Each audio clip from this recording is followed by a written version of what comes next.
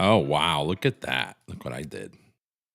Oopsie. Hey, what's up, everybody? Hold on. I got to do the thing. Yeah, that's right. Okay. Fake applause, canned laughter, everything that we have here in our home studios to make us feel special and cool. Thank all of you, all one of you, for being here for the opening of this. I'm still playing. I'm gonna message Tom and just let him know I'm live, and if he's bored, you know, I don't really need him. I have a whole bunch of clips pulled up, lined up, ready to go. Hopefully, it works. I just opened a news site to see what's going on in the world, and well, looks like just more regurgitated crap. Hold on a second. Messaging Tom. All righty, we'll see what he says. Yeah, see how that works. Gotta go back to chat here. Hey, wow, I have Houston here. Good to see you, buddy. Love Houston. Good dude. Live streamer as well. Give him a like on his page. He occasionally goes live at random, kind of like I do. No schedule, nothing of the sort. Let's see. I'm going to share with you my screen so you can see what I'm screening. What I'm seeing. Jesus. Oh my God, I got to change this view here. What do I do? Oh Lord, that is not working out. I'm still learning this shit. I don't know if I like it. Um, but yeah, it's not even wanting to share it with me now. It just doesn't want to do it. So we'll do this shit. Hey, there we go. Let me do away with that background. It is distracting as all get out. I have no idea what this is. Oh, that's something. I think Thomas gave me that background. I don't like it. Keep it simple. Okie dokie. I just clicked something and I see. I need more time with this. This is part of why I'm doing this here and not on the Just Testing Live channel, which all one word, Just Testing Live. It's on all the platforms, whatnot. If you go over there or do a search for it, I'm not giving you a link because I'm extremely lazy and I got enough windows open right now. Get the chat back up. So let's say hello to who's here. Hey, host. That's me. We've got Duchess up in here. We got Houston. I already said that. And Lisa's here. Cool. Excuse me, but that's what you're going to get here. Is it warm in here? Is it just me? So this is just, I'm not necessarily talking about this. I just pulled this up just to see what's going on. But so historic federal indictment against Adams claims he fraudulently got 10 million in public funds, 123. I think what wasn't it from like Greece or something? One of those countries over there was giving him money, 123,000 in free luxury travel, ritzy perks. So this is not going to be all politics. I just opened the news. I have a whole bunch of clips that's not necessarily politics. Some are, some aren't. Just kind of talking about anything today. You guys want to talk something? The freaking post it in the chat or DM me a link. I can't click on links in the chat. Now I can do it on my, if you do that, I do have this open on my phone. So I can do it on my phone and then, if it's really cool link or something, I can airdrop it over to my Mac. It's not a big deal. So if you got something hot off the presses, whatnot article, I'll pre-screen any video since I don't want to get porn bombed. My girlfriend already offered she's going to come home for lunch. I told her she's welcome to come back here, but I'm going to be live. She may be on camera, and she said, "Whoa, so I should come in naked?" I said, "Yeah, only if you want me to lose my channel and get pregnant." Her getting pregnant, not me. So let's see. I got to turn this up a little bit. All right. Are the volumes okay so far? Is my voice coming through all right? The audience and everything, or the what I played earlier, that stuff. Yeah, all the crap coming through. Oh, see, I didn't turn it up. How about that? Did that come through? Good. Sounds good. Thank you. I didn't mess with anything per se. I did change out my mic. I had this other one I was just playing with, this little cat over here that I was playing with, and the other day, and I didn't. I need a longer cable. This is as long. This one's real short. It's only 3 foot, and I'm too lazy. I got some over here in a bag. Really nice cables, pig hog, good stuff. So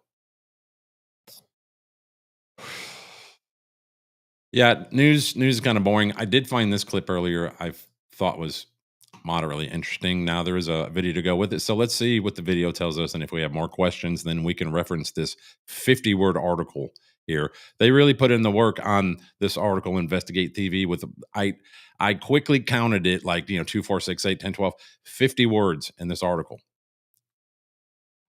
But let's see if there's more in the video. If the audio is not coming through, please let me know. Heard of smart watches, but what about smart earrings? It's high-tech jewelry being developed in South Carolina. According to the creators, the goal is to make a stylish and comfortable device that helps women better understand their health by tracking menstrual cycles, stress levels, and sleep. Reporter Carrie Beal explains how it works and why researchers have opted to use the earlobe. So these are the Encore earrings for the clinical trials. Lindsay Calcutt and Teresa Gavart are co-founders of Encore Health and have been dreaming of a technology like this for years. I've been wearing my set backwards because sleeping in them, there's like a little divot behind your ear and it lays right into the divot. They each have their own story of why a smart earring could be beneficial for so many women. And I was using natural methods to manage my fertility. And that really entails tracking your ovulation through temperature. A woman's body temperature often rises slightly when ovulating. I hated having to wake up and put a thermometer in my mouth every day. And I wanted a way to do that would be both precise, but Okay, why do you have to put a thermometer in your mouth every day? Now, I get it. You have some kind of immunodeficiency, some kind of immunodisorder, whatever, something of that sort. You have some kind of issue, right? But what did I miss it? Did she say that she has some kind of shit that where she needs to check her temperature every day? What's wrong with just like putting it in your butt? Of course, you knew I was going to go there, didn't you? effortless. And Lindsay's reason was due to her postpartum journey as a mother. My first one, I actually had to get a blood transfusion, had to bleed out, fainted, could not do skin to skin with my daughter. My second one, I was back in the ER on Christmas Eve because every time I would stand up, I would faint. Both women started harping on the idea of a better option. And as a Clemson University PhD graduate, why earrings? Why not, like, I don't know, a bracelet, wristband? I guess they have watches, so that market's already kind of cornered, isn't it? What about the necklace? What about the, I don't know, what about the nipple clamp? All right, let's go with that. Get a barbell that goes through your nipple, and it yeah. In bioengineering, Lindsay had an idea. The pulse I appreciate the and follow. a couple of other vital signs in the earlobe is pretty accurate. So they worked with designers in Silicon Valley to develop a smart earring that connects to an app on your phone. And if you want to think about it, it's done through wearable technology based off of a light sensor. So the light beam goes directly to your blood vessels and comes back to the technology and reads what's going on with your blood. Soon, they will be putting the technology to the test. So we're going to the extra step and doing clinical trials that are not necessarily needed to start selling the product. They are partnering with USC School of Medicine Greenville and Prisma Health. I think what excites me about this particular project and technology is that it's a way to give people more information about their health. I think when we arm people with data and information, they can make better decisions about their own health and health care. Well, that depends on the quality of the data and information that you arm them with. Does it not? I mean, if you're being paid to promote one particular narrative from a company that happens to make a product to sell, and your narrative supports the sale of that product, then is the information valid?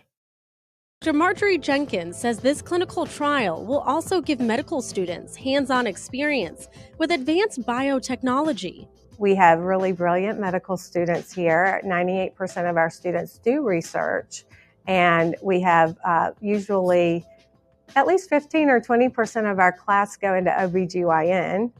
And so it was really nice to be able to bring that opportunity to some of our students. And if everything goes as planned, they see a lot of potential for variations in the future. We have.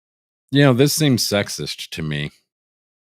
I feel left out. Now I do have earring holes. I think the backs are closed. Of course, the fronts are wide open still, because when I did have earrings when I was 18, 19 years old, I wore heavy earrings. I would wear like chainsaws and just, you know, like I said, I was 18, 19. I was into like, I was an metalhead. I was into Slayer and that kind of shit. So I wore bloody, chain. I would take my girlfriend's red nail polish and paint blood on the chainsaw blade and the axe and all that crap. I got 2 earring holes over here, one on the other side, and they're tugged open. You ladies know what I'm talking about when you wear like heavy earrings. It over long amounts of time, it'll just open that hole more, kind of like a gauge, like they do with the gauges. They just keep going up and up a gauge because eventually that hole becomes gigantic. But so many innuendos, so little time. But can I wear these? Will it do anything for men? Can it tell me if my balls are working good? Because I need to know these things. There's time, get a little lump down there. Uh oh. Oh, sorry, that was an alarm. That was the Duchess is here alarm. So giant holes are bad. Well, depends what you're packing.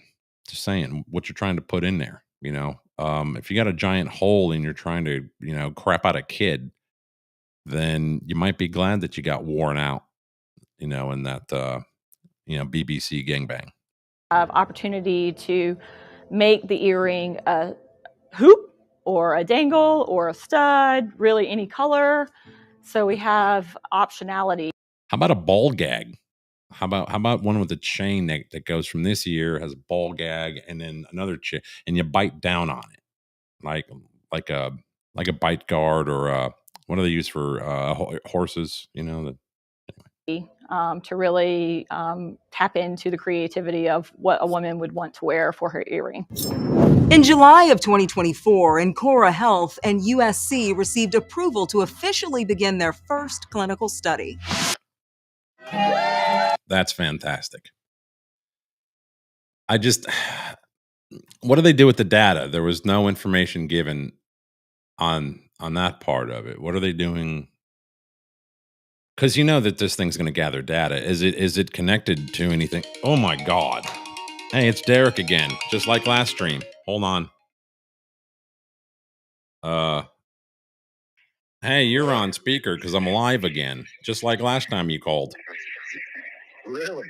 In the middle of the day, huh? Well, I'm off today.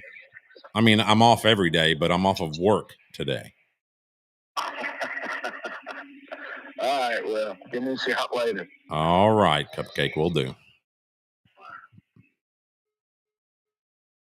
Well, Dirty Derek, ladies and gentlemen. I don't know if I'm trying to get back here. Okay, where am I? I'm keeping my stream open here on my phone because I need the views. No, because in case anybody decides to come in here and spam shit, I'm not logged in like directly to Twitch or anything. So within this way, I can just tap and kick or whatever. You know the deal. All right, so chat has no thoughts in regards to these earrings. So guess what? Neither do I. Would anybody here wear them if these things were like $39.99, no subscriptions or anything like that? Right? Would you buy them? They're not going to be. They're probably going to be like $5,000, right? But would you? For I don't know. Let's be realistic here. Say they were $99.99, right? And there are some good end user reviews on this stuff, some videos on YouTube, TikTok, whatever, saying that they do work, they're cool. Would you buy a set and wear them at night while you sleep just to gather this information? Again, for those of you who missed the video because you got a phone call or something, you've heard of smartwatches and smartphones, but soon there could be a smart earring on the market. This high-tech jewelry is being developed in South Carolina, where all good technology comes from. According to the creators, the goal is to make a stylish and comfortable device that helps women better understand their health by tracking menstrual cycles, stress level, sleep, and how to make sandwiches. Come on. Can I get some applause for misogyny, please? I get nothing. Thank you, misogyny, for the win. I appreciate it. It's just all dick jokes and farts for me. So that's my life. That's how I live. I'm going to close this window. and go back to just me. So what's up? What's up, people? I got a whole bunch of fucking videos. You gotta tell me like what you want. Do you want like I got some Kamala shit, right? Just a few jabs at her ribs. I got some old shits that some old presidents said back in the day, some old clips that are kind of cool. I got some comedy stuff, jokey kind of stuff. I got some kind of interesting thing. There's some new scams going around, that kind of stuff. So what do you want? What do you want? You want the Kamala shit? Tell me what you want. I'll wait. You know what I need? I need the Jeopardy music. I can go grab my guitar. Well, it's behind my sign. I don't want to dig that. I don't want to take down my sign to get that guitar because I can play the Jeopardy theme on guitar. So probably end up like damn Discord, right? And it won't come through the microphone because that's just what it does. I'm bored, so I'm going to do it.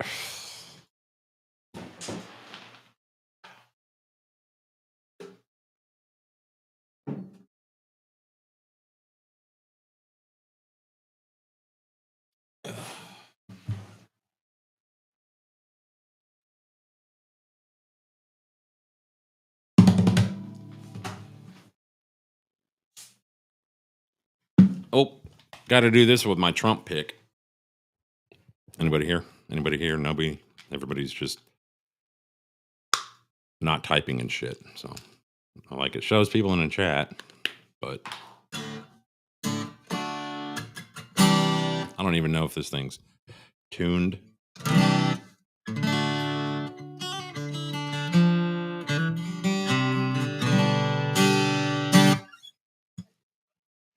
How'd that go?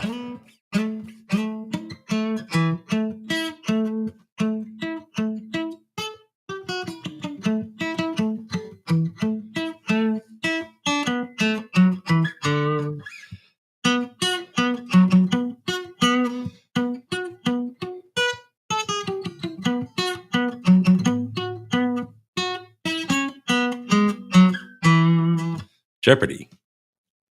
My life is in jeopardy. I got it in drop.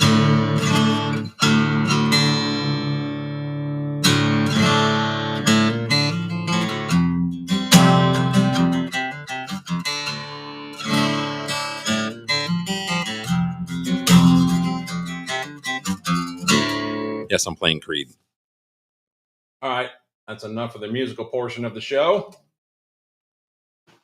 And I'll lay that $1,000 up against something I don't care about. There we go. All righty. Well, I got no comments. I got nothing going on. Apparently, you people don't want me to do this anymore, I think. Hold on. Is my chat even working? Okay.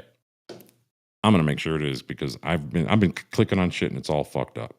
There we go. All right. Yeah, some of you working and stuff, and I know you're not sitting here looking at the phone, but so I'm gonna go on to some clips, and yeah, you guys are at work. I'm just bored today. I've goofed off this morning, and then I did some like adult shit, which that sucked, and then yeah, Duchess knows.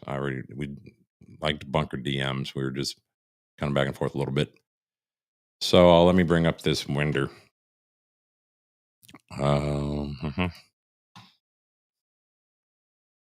There it is. Okay.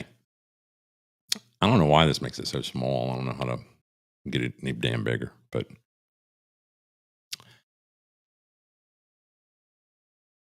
I thought this was comical. I got to make this window smaller though. It's driving me fucking crazy. Hey, there we go. Maybe I can share the screen with this whore. See, how do I switch? I want that. Hey, look, that's how you do that.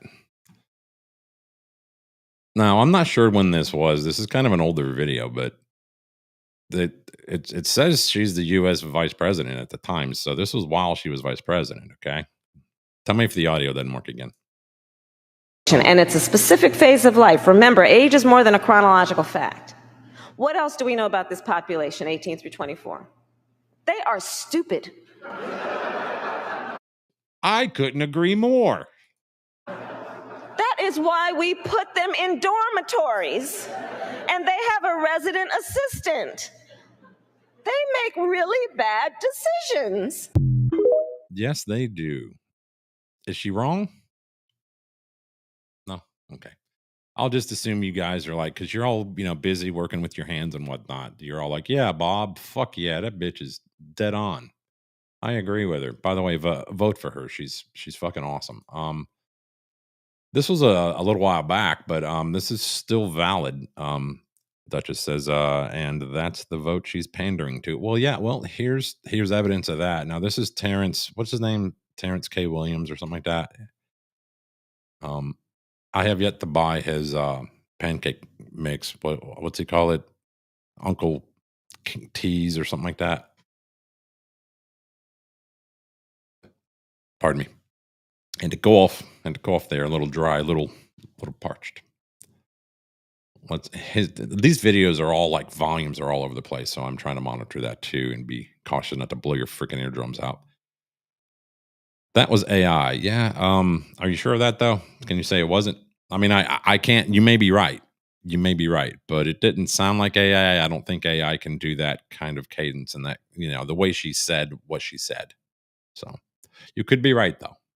Y'all, do y'all see this? They are literally paying people to support Kamala Harris.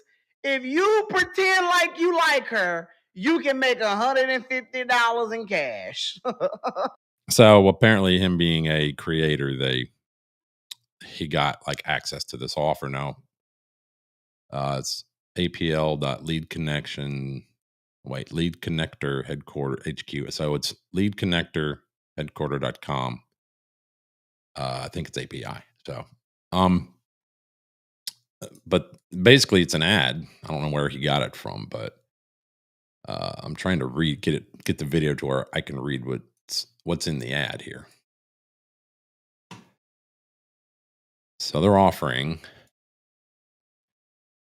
it's a paid post opportunity. If I can position this right, I'd be doing it. All right. We're offering 150 cash bonus incentive as a small token of appreciation. Yeah, that's small, all right. For those selected, hurry, spots are super limited. We're asking you to experience, which means encourage your fans to share, like, and follow Kamala. Is it Kamala? Kamala. Yeah, it's Kamala Harris. Remember the Oprah thing that I played from the other day when Oprah said Kamala Harris because the A from the first one transferred over to the, from the first name transferred over to the last name, but it's Kamala Harris. See. Create. You have to post one or more memes only using our pre-approved assets. Sorry, I'm having to move a little closer here. Feel free to add your own spin or commentary on your TikTok. IG too would be awesome. Super duper. Post your content on TikTok, Instagram, or both. Mention at Kamala Harris. Hashtags are hashtag Kamala Harris and hashtag Harris 2024. Paying people. Oh, okay. I'm AI designed to make. No, that's cool. Thanks, man. So, yeah, I guess if you have, they don't tell you what you got, how you qualify, right? How many likes or follows you have to have, and that kind of shit. What kind of metrics you actually have to show. So, and there she is with her voter base. So, thought that was a great one. For those not listening, she's standing next to somebody who is at least a foot taller than her. Is obviously was born a biological male. I'm going to presume here. Apologize if I'm incorrect, but they're dressed as a very flamboyant woman. That's a beautiful dress or whatever you call that, gown, whatever it is that they have on, and their hair is done very nicely. Can't tell if it's a wig, but the mustache goes well with it too, as well as the eyelashes. Yeah, well, so's my girlfriend. She's 4'11" and a half, and I could honestly throw her probably 20 feet because she's so so small. Sometimes I feel weird. I'm like I when I began to like date her, I was like, do I have a thing for kids? Because like I enjoy her. I don't necessarily care about like this how big she is or how big she isn't. But I just for a blink of an eye thought, dude, does this mean I like kids or something? Because I'm chick who's 4'11" and a half is kind of fun. Not gonna lie. But no, I don't have a thing for kids. Never tried one, but I haven't looked at a kid yet and went, ooh. So this one I got a while ago. I'm just trying to clean off my phone. I think that's what this I should title this particular stream is cleaning off my phone of shit that I downloaded while on the toilet. I thought this was kind of fun. Have you ever been seated at a restaurant and found that you couldn't fit comfortably in the seat or booth? Hey everyone, we're plus size park hoppers and we range in sizes from 2X to 5X. Like this video and follow us for more plus size Disney content. We're starting a new dining Plus series size called If I Fits, I Sit. park In this hoppers. series, we'll go to different restaurants on Disney property and beyond, showing you the types of seating they offer, whether or not we find it comfortable, and we'll Again, it's plus size park hoppers, one word. So give them a follow. I bet the content is fascinating. I know some people who would actually benefit from this. review the food. We know how it feels to walk into a restaurant and only see chairs with arms on them, and being anxious about whether or not you'll fit. Our goal is to help you feel more at ease and to show you that there are accommodations out there. With one of us being gluten-free, we'll also highlight the gluten-free options throughout these restaurants. We'll rate each restaurant on comfort, atmosphere, food, and drinks. Let us know in the comments which restaurants you would like to see in this series. Tune in to our first episode of If I Fits, I Sits next week, where we showcase the Garden Grill at Disney's Epcot. I want to see row 27, seat 4 on an airplane. Go. So excited to see Mickey in his little farmer's outfit and the inside of Living with the Land. We are so looking forward to this series, and we hope that you are too. Just that table full of food alone that they were eating, and it actually looked all right, but it was probably like $400, maybe $500. So I thought that was kind of cool. I mean, you think, oh, they're all fat people. Oh, let's make jokes about them. I thought that was cool. Plus size park hoppers. It lets you know what, like I have gone out to eat and all they had was a booth, right? Sometimes those booths, the post that holds the table up is concreted to the floor, like at Burger King, right? I haven't been inside of a Burger King in forever, but I'm not a grossly overweight man, but I am about probably, I don't know, 30 pounds or so, maybe 40 pounds overweight, over what my weight should be, blah, blah, blah. Welcome to modern day food supply. And combine that with, depression and what eating this food does for that. It makes you feel better for just while you're eating it and cramming it down your fucking cake hole. And then you instantly feel bad when the moment you stop. So you go and do it again because, well, you don't like feeling bad. And it's all engineered and designed for that. So it's actually working very well at what it's intended to. But I do go to these, places, and when they give me a booth, I have to kind of grab the table because I went with Dirty Derek, who called me earlier, to Buffalo Wild Wings. He wanted to go there. I don't care for that place. I'd never eaten there before, but just I go in there and it's boring. It's like where your dad goes, and I get it. I'm that dad, right? I'm that dad's age group, right? But that's not me. I don't really enjoy that place. More of a Twin Peaks guy. But I'm with Derek, and I didn't want to drink in front of him because that's an issue. So okay, we'll go to B-Dubs. Because I know if I would have gone to Twin Peaks, I would have gotten me a big giant mug that is, 18 inches tall of beer, because they're amazing there. Their draft beer is beyond anything I've had before anywhere else. So the booth, they gave us a booth, and I had to like, because he's not as, I'd say, girthy as me. It's my build. Like I have a large, like, rib cage. So anyway, he doesn't. He's like a medium frame guy. I'm a large frame guy. So I had to like give the table a push his direction, which thank God it wasn't, like bolted to the floor or concreted in the floor. And otherwise I would have said, can we go over there to the table with the four chairs around it, not a booth. But no, it was okay.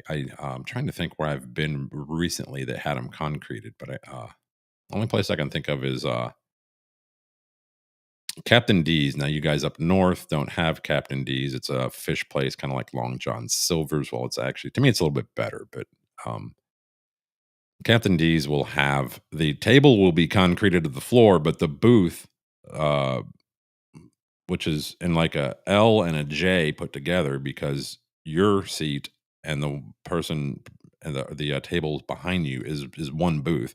That slides, so that's cool. So you can at least move the whole seat. Alrighty, back to the fucking videos. I have rambled on enough about this woke bullshit.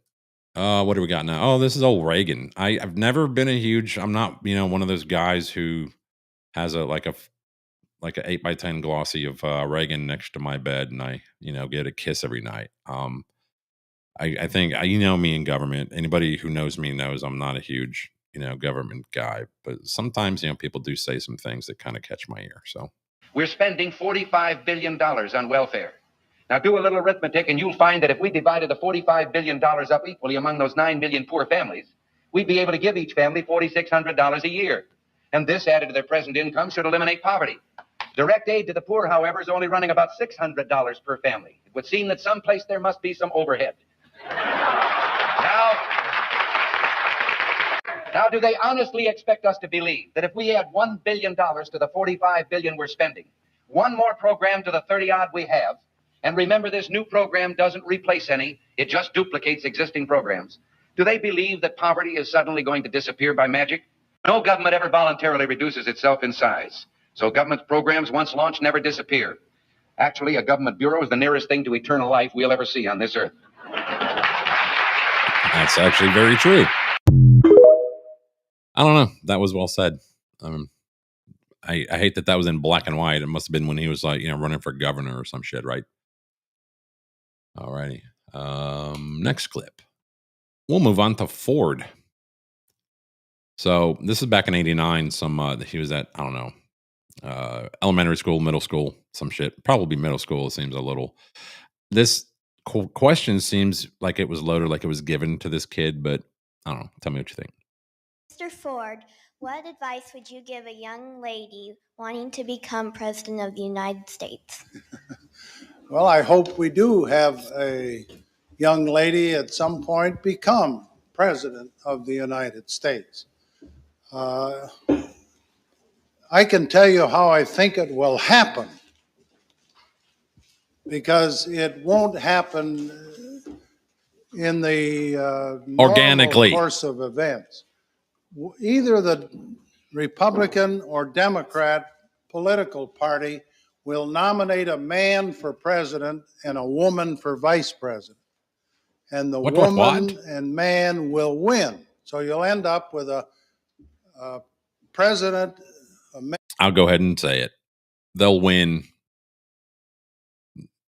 But did they win?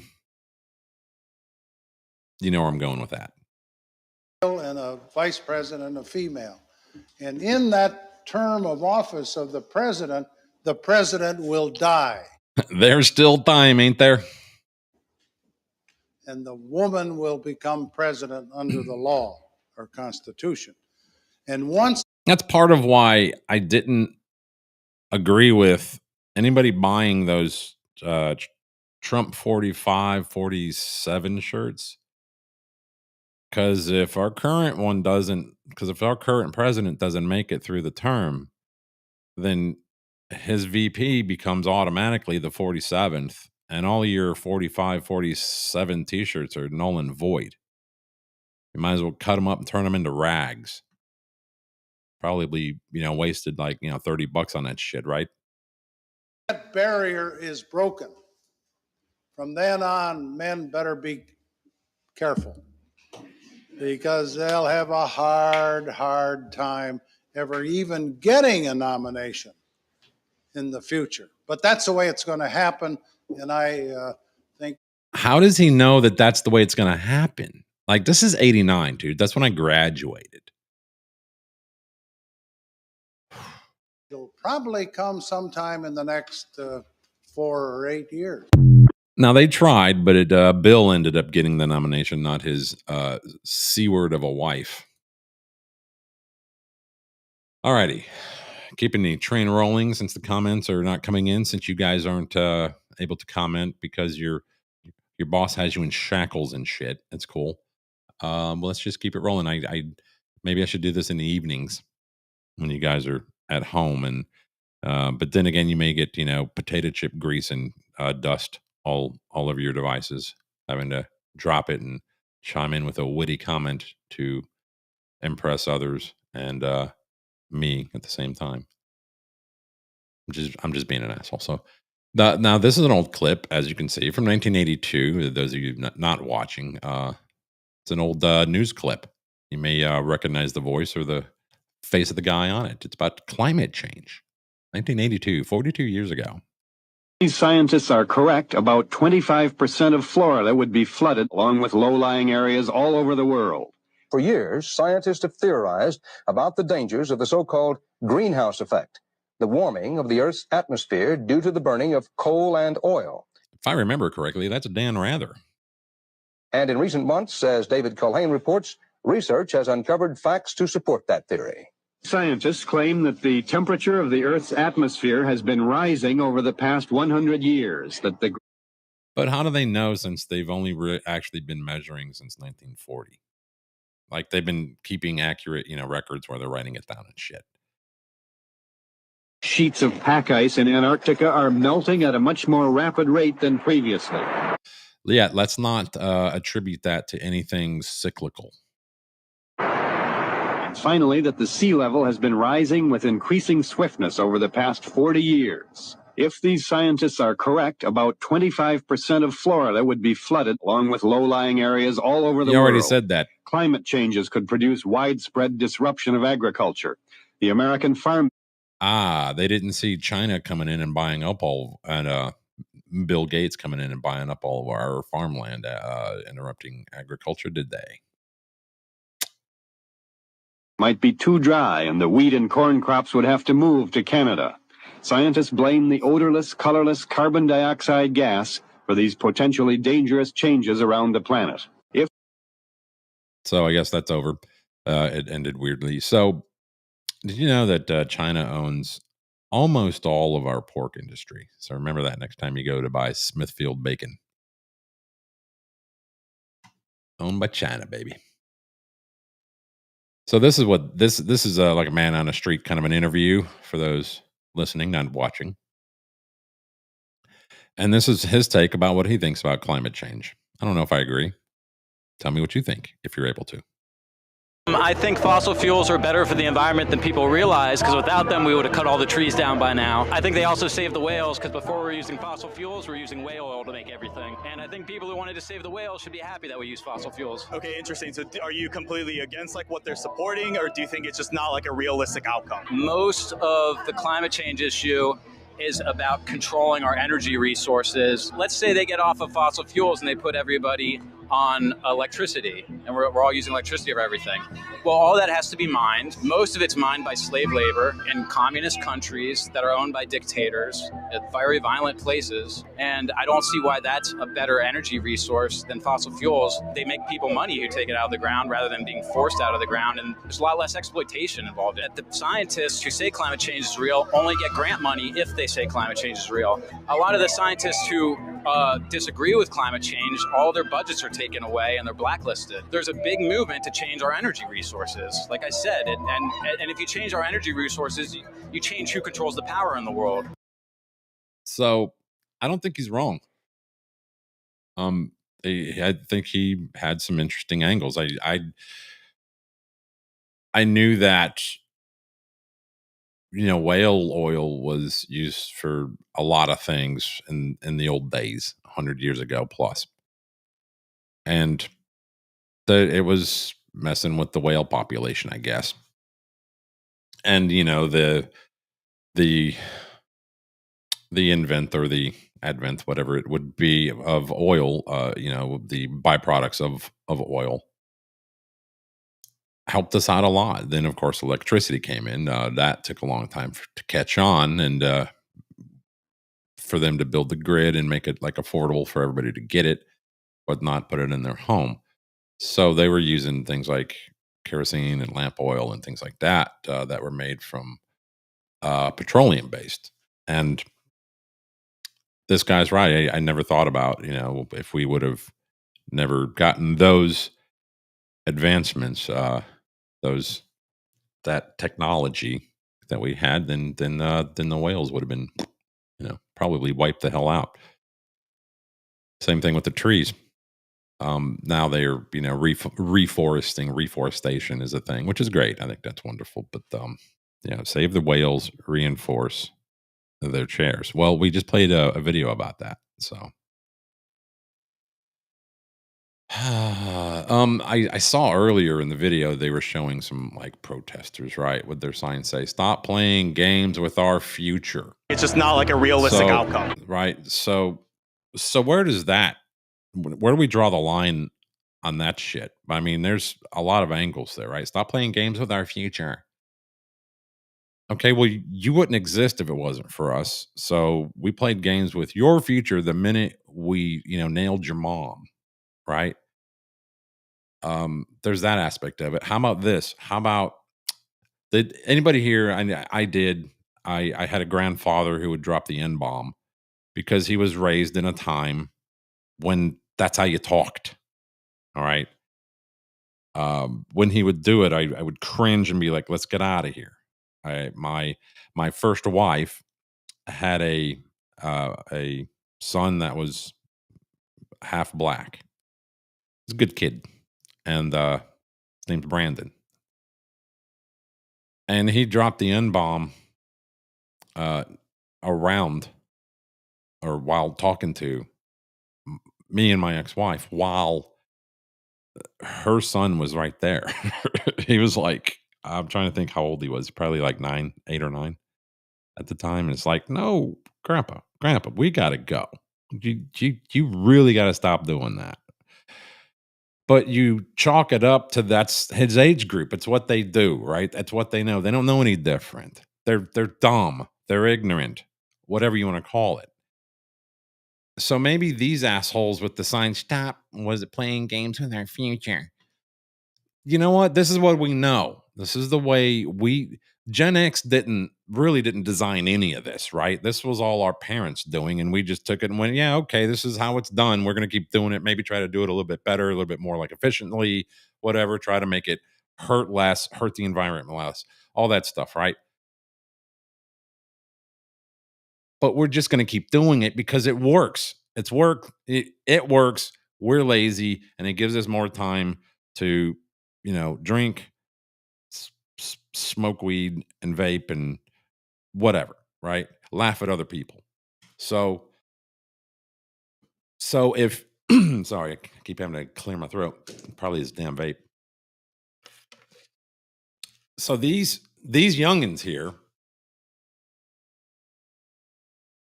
maybe they need to, you want to change shit for you. Go ahead and change shit for you. All right. You want to drive around in a battery powered car or live in a tent and reduce your carbon footprint and be transgender, whatever you want to do, go do it. But leave me the fuck out of it. All right. I want to continue doing shit the way that I know works, the way that I'm used to. All right. I'll make small advancements like carry this fucking $1,300 in my pocket every damn day of my life because I can't live now without it. My job depends on it. So okay, fine. I'll join you. I don't shun technology. Look, here I am, right? But you're not just trying to that's just adding things to your life that when you invent, when you add things like a phone, okay, I'll get a smartphone and carry it in my pocket everywhere I go. You're just adding things to your life. You're not taking things away. They want to take things away. They want to, and what they want to replace it with is not refined enough to adequately replace what they're trying to take away from you. So I think this guy's this guy did a fair commentary here, and I agree with him 100%. I'd like to have a beer with that guy. This is another thing that they're coming after. You guys know about Red Lobster, whatnot. They got bought by some big giant investment firm type of a company, and they're doing something. And I should probably look this up before I go talking about it. But you probably already know. They're doing some deal. Everybody's seen the Roy Kroc movie. Right now, it's just was it called The Founder, something like that? And where he got the idea to, the money is in owning the land that the McDonald's are built on. Like, so the franchisees can own the building, but if you own the land, they got to pay you rent for the rest of their existence, since they're already heavily invested in the building and its operation, paying you monthly, franchise fees and whatnot. Now they're having to pay you rent for the land as well. And land generally only goes up in value. Now, the only way it goes down in value is some kind of a natural disaster happens, like a nuclear reactor overflows, or whatever, not overflows, but you know what I'm saying, melts down, or they rename a street within 5 miles of your land to Martin Luther King Boulevard. Those are the only two things that generally bring down the value. So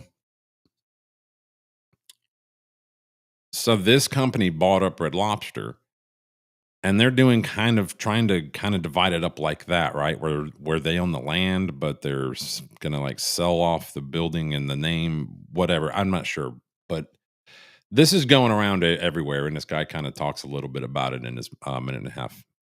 I'll do it for you there. There you go. You know what they did to Red Lobster? Yeah, they're coming for all the restaurants. And by them, I mean private equity, all the billionaires. And they're about to finish off the whole sub sandwich industry. All of it. Quiznos went first. Deadly. A lot of you guys are probably too young to even know. Quiznos basically invented the toasted sub, but they gone. Subway was family owned for more than 5 decades. Gone. Porta subs, gone. And now they're coming for Jersey Mike's. No one other than Blackstone, trying to pay $8 billion for it. But this is a thing called vulture capitalism, not venture capitalism. What they do is they take over the business, then they sell off all the real estate to their buddies. Then they force the businesses, all the franchise owners, the regular people trying to open small businesses, they force them to pay rent on their own properties that they used to own. Then they do all sorts of weird deals where they got to like rent their equipment and pay all sorts of extra fees. Basically, they turn all the franchise owners into cash cows that they can extract maximum money out of. That makes all the franchises not profitable, just the big rich motherfuckers at the top. So it's kind of like what the Microsoft did with Windows, right? You used to buy a copy of it, and that was your copy. But they went more for the licensing, right? Now you're buying the right to use their intellectual property. You don't own, if you go out and buy Windows, or if you go out and buy that Grand Theft Auto game, right, for your Xbox, you don't own that. You own the actual, like, the hard disk, but you don't own the information that's on it. You don't own the imagery that is and the branding and the font and all that crap that's on the disc or on the cover, and you don't own the data. You just own the plastic that it's on. That's it. So that's kind of what they're doing with this. They're just trying to turn everything into where small business owners have to pay a fee to them, just a regular monthly income that just never ends. And we have to do it because we don't want to work for this other guy, right? Because I'm tired of working for this other guy. That's why I went into business for myself. I am unemployable. I can't work for somebody else. All right. My business goes under, or if I just quit one day, just fuck this, I'm not doing it anymore. I don't know what I'm going to do. And that's what they're doing here. They're just trying to maximize every nickel that they can get out of everything, and it's really gross. Because, like I said, that's what Microsoft did. So it's gross. The whole industry is owned by the same friends. They don't need any competition. They don't need you to eat good subs. They start giving you less meat. Pretty soon we're all eating bugs. But they haven't finished yet. Jersey Mike's ain't dead yet. And Jersey Mike's is fucking delicious. I almost feel like we should do something about it. If only there was something that we could do about it. Like, is he talking like a GameStop thing? Like an AMC and GameStop thing? Like, with the stonks that they did? I don't know what he's talking about. If there's only something we can do about it.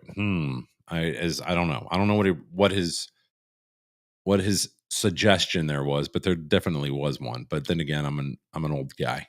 I'm not real hip on this, cool guys, the cool, 32-year-old guys. What's next here? Okay, so this is a scam.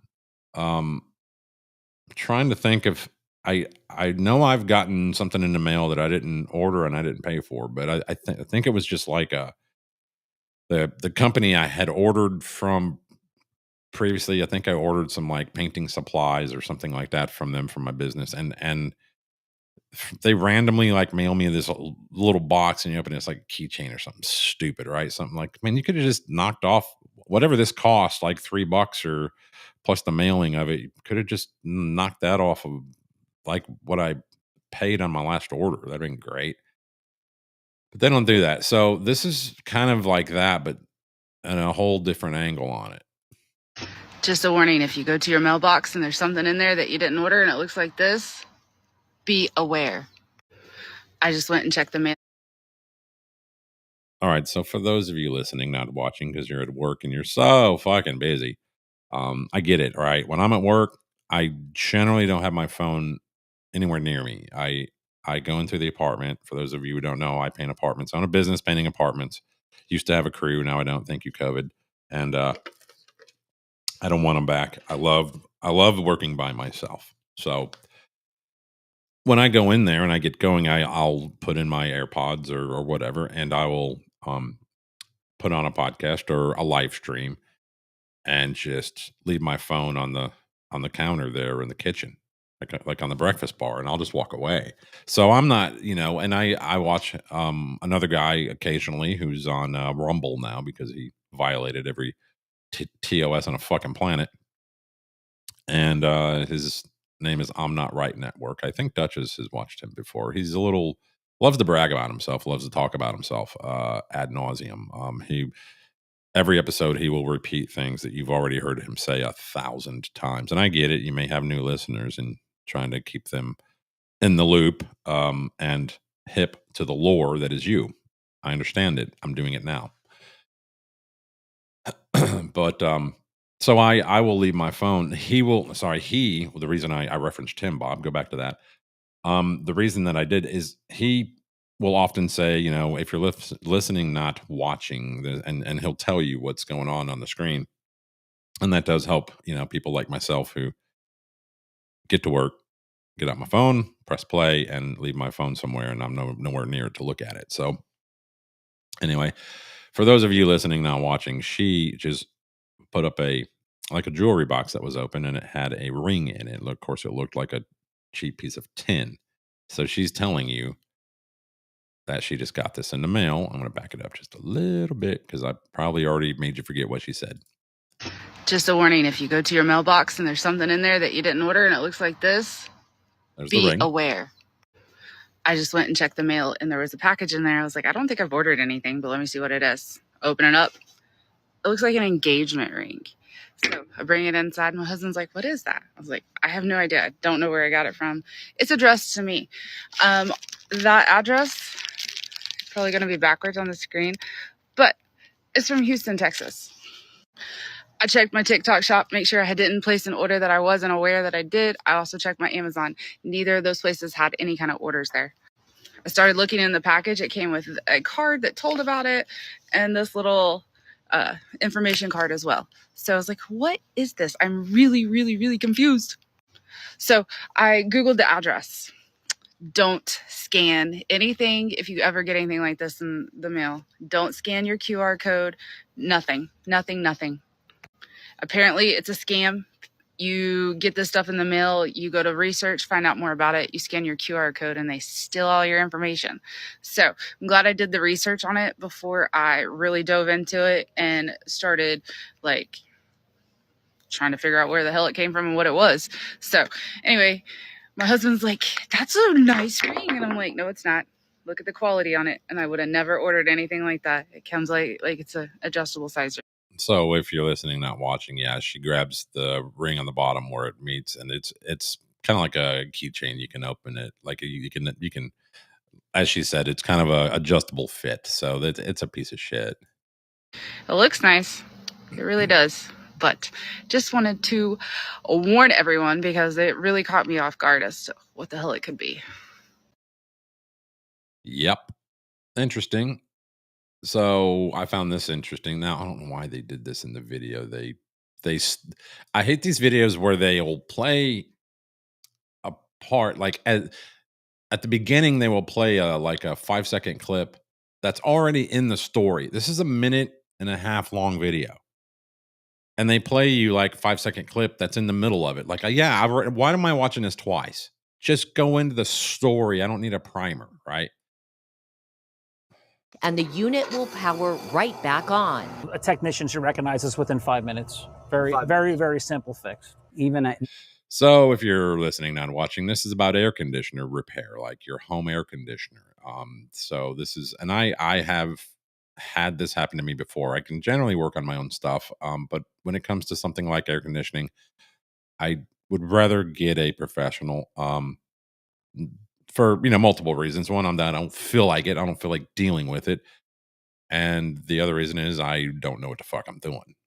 I'm not one of those guys. I watched a 3-minute YouTube video. I'm an expert now. I can get a job doing this shit. So I have had a guy try to, dick me and charge me. I'll go into that maybe later. But so yeah, so what they have done here, this is Inside Edition. They have rigged this air conditioner where there's a loose wire that's right out front, real easy to see. And all you have to do, any tech should be able to easily spot this and have the air conditioner after opening the access panel, which is literally probably like 4 screws or 2 screws, and you pull it out and slide it out. He should be like, oh, there's this wire popped out, right? And you put it back in the wire nut and put the thing back on, and it's fine. So let's see what they find. This HVAC technician could figure that out within 5 minutes. Then we rigged the home with hidden cameras and booked appointments with 4 AC companies in the area. This one is downstairs. From this control room in the garage, we could monitor the repairmen's every move. One by one they came, they saw, they fixed. And guess what? Yep, we are pleased to report that 3 of the techs zeroed in on our disconnected wires and made the simple fix. System's back running. There was a loose wire in the condenser. So that's why it wasn't coming out cold. A loose wire. Yeah. Okay. Yeah. This tech only charged us $150. We wanted to congratulate him on a job well done. I'm Lisa Guerrero with Inside Edition. We just wanted to say thank you for doing a thorough job, a thorough inspection, and you passed our air conditioning tech test. Thank you very much. But unfortunately, there was one in the bunch who spoiled a perfect record. This technician... Hold on. There's more. That is just part. It's going to go back into it. Sorry. I didn't do that just for the chirp. Okay, it did. So what? Tech test. Thank you very much. But unfortunately, there was one in the bunch who spoiled a perfect record. This technician from a company called Gold Medal Service examined the unit, and when he returned, he had some bad news. It's not cooling efficiently, and you're losing it. Okay, so there's a leak in the system. Okay, so there's a leak in the refrigerant. Yes, it's a microscopic leak. He's trying to tell me there's a microscopic leak somewhere. Is that true? No, it's not. It's not true. His price to fix that non-existent leak? We're looking at about $1,736. $1,736? That's really expensive. Time to reveal who I Those really white people am. tax, bitch. So Thor, I'm not really the homeowner. I'm Lisa Guerrero with Inside Edition. And we know that that air conditioning unit does not need all the repairs that you just told me it needed. All you needed to do was to connect 2 wires that weren't connected. Were you trying to there he is. You know what button he just pressed? Thanks for watching. I'm out this motherfucker. Duchess knows that one. Me? He packed up his gear and drove off. He took off in such a hurry, he left this. Oh, look, black person. Beat him. Hey, sorry, y'all. I bumped that button. That was rude. So do drop a comment there right as I begin playing that other video. In regards to the last video, the woman who got the ring in the mail, she had, for those listening not watching, she had tried to like fold the mailing label to where you could only see the address of the person who sent it. But Do said she just flashed the PDF -417 code on the screen. Her address is on that code. People need to learn not to dox themselves. SMH. Suck my. Yep. Okay. So on to the fun stuff. Who knows what's inside of a 9-volt battery? Don't worry, I already like sped it up a little bit so this ain't gonna last long. It's kind of like sex. Making sure that I don't cut my fingers. Now, as I clip off these edges, that releases this plastic part. I can pull the plastic part off, and there's a second layer of plastic there, and we'll just rip that right off. Now, inside of here, you can see that these cylinders here are covered in a little protective plastic that's keeping them all together. I'll clip that and peel all the plastic off. And once we get the plastic off, you can see that this is actually 6 AAA batteries all soldered together. So if we clip one of these off, this AAA battery can actually be used in any one of your devices like a remote control, just like a normal AAA battery. Cool. Ta-da. So hey, if you're out of AAA batteries, we got a 9-volt laying around. And you don't mind going through 20 minutes of cursing at that thing, trying to open it up, go for it. There you go. I mean, you know, if you're out in the woods or something, fuck, you need, I don't know why you would, but kind of neat. So how many Hyundai drivers do we have in the audience? I know we have at least one. At least one. Apparently this guy here bought a new one. And he's, for those listening, not watching, he's in the driver's seat. I'm going to assume he goes by him. Those are his preferred pronouns. And this looks like a brand new Hyundai.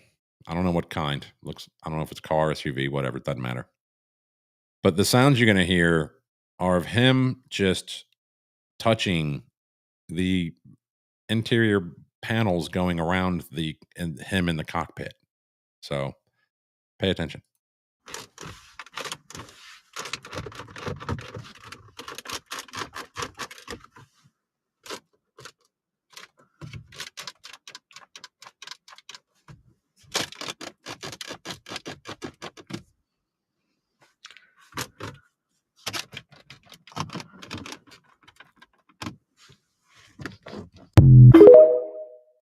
Not a screw used in the entire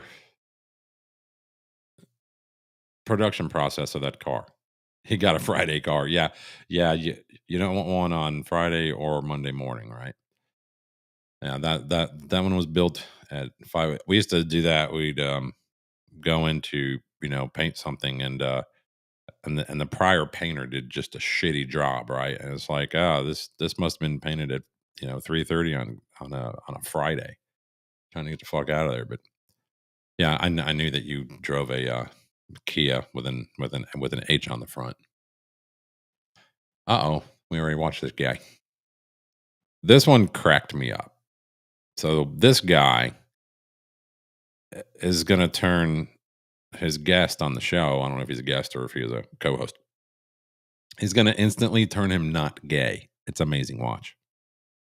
If I snap my fingers, you'll forget that you were ever gay. I was never gay. Exactly. Wait, no, stop. Yes. No, stop. You can't. I was never gay. Okay. No, I was never gay. Sure. You can't just state something, then snap your fingers and then be like, I was never gay. If you say so. I love that guy. That shit's hilarious. You were never gay. See, and that's a good trick to pull on your friends, especially if there's others around who don't know your friend. I'm going to do that at like the next meetup I go to. It's going to be great. This one cracked me up because I do get a lot of videos from this guy. It's the lock-picking lawyer on TikTok. And I'm sure he's that same name on all different places. And this guy, I don't think he's found a single lock, no matter what kind it is, that he hasn't been able to pick yet. And do it within the confines of a short, TikTok video. So I think he also sells, has like a website where he sells, lock picking tools, which I don't know if I agree with, but is what it is. This one made me laugh. Now, if you're listening, not watching, you're gonna miss out. He brings on a series of pipe wrenches, and they all have wonderful names. And his use and the way that he does this is very, very, very funny. So know that when he brings up a name, it's a pipe wrench, and it's hilarious. Several years ago, I produced a series of videos showing how to twist popular padlocks off their hasps using my 24-inch pipe wrench. And to be sure, it was a very effective attack, though it did have its limits. One of which was due to the fact that I was using a relatively low-quality pipe wrench from Harbor Freight. So it seems pretty clear that I need a better tool. I asked my friends if they had any candidates. My friend Tony offered the use of his 8-inch Wang. Now, normally, an 8-inch Wang would be more than enough for any standard job, something like laying pipe, but it just doesn't give enough power for what I want to show you. And as you can see, being only 8 inches long, it doesn't seem to have seen much use. Then my friend Trevor offered the use of this one. It is 10 inches long and rigid. Like Tony's Wang, a 10-inch rigid is more than enough for most sturdy jobs, and it'll likely do well, but again, it seemed a little short for me. Moving up in size, I was offered this 14-inch Johnson by my friend Rob. Now, it might be long enough, but you'll notice this bend at the head of the tool. It's my understanding that quite a few Johnsons have a bend in them just like this one, and I'm told it can be awkward or even uncomfortable. Because of that, I tend to avoid bent Johnsons. Finally, my friend Nick offered the use of his 4-inch long King Dick. Now, I think we all know that 4 inches isn't really enough to get the job done. I tried to tactfully tell Nick, and he was quick to point out that if you play with it, it does get a bit longer, but only about 1/4 to 1/2 an inch, not enough for our purposes. To his credit though, Nick's offering did remind me that I too have a King Dick, and it might be perfect for the job. My King Dick, however, is a full 36 inches long. Now, I've used my King Dick to lay pipe in the past. You can clearly see that it's well used and it can be extremely effective, but I've never shown my King Dick on video or publicly, so I feel obligated to issue a few words of caution. When using a tool this big, you have to be really careful. The power of a 36-inch tool should never be underestimated, because if you carelessly swing around a 36-inch King Dick, you can do a lot of damage. Maybe I'm not even talking, wreck it's a home with it. So, being careful not to do too much harm, let's go see the damage that my 36-inch... Yeah, I'm not talking. I guess it's the audio from the video is making my avatar like do that. I don't know why. Sorry, this is almost over. Not really. This is like a 4-hour video. Here we go. Dick is capable of inflicting.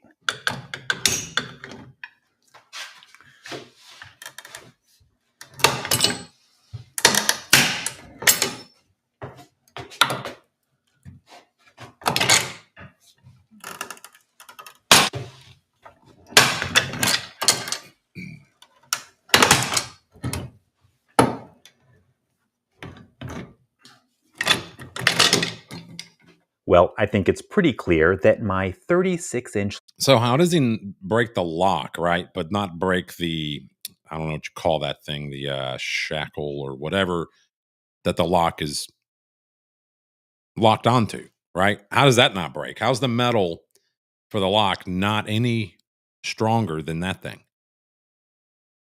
Why don't they make them? Because this is all Chinese shit. It's gross. King Dick is a supremely powerful tool, but as I was testing it out, Mrs. Lockpicking Lawyer walked in and watched me work. Afterwards, it was suggested that my King Dick wasn't a particularly versatile tool. She then challenged me to get into her beaver using nothing but my King Dick. Since I never backed down from a challenge, let's go give that a try. Hey, man, come on. Hey, those are perfectly good runts, and you're ruining it. As you saw, getting into Mrs. Lockpicking Lawyers with my King Dick wasn't particularly hard. And I'll admit to being a little surprised to finding some semen inside. Huh. I don't think this semen's mine. So he found semen that wasn't his in his wife's beaver using his King Dick. Yeah, exactly. I've never had the non-yellow runts, banana runts. What's up with that? Where do you get those besides Amazon? Like 5 pounds are like $87 now. You used to be able to get 5 pounds of like Albanese freaking gummies, right? For $11. Not anymore. Nope. $38.50. Fuck you. Not eating it. Runts are not gross. Watch your mouth.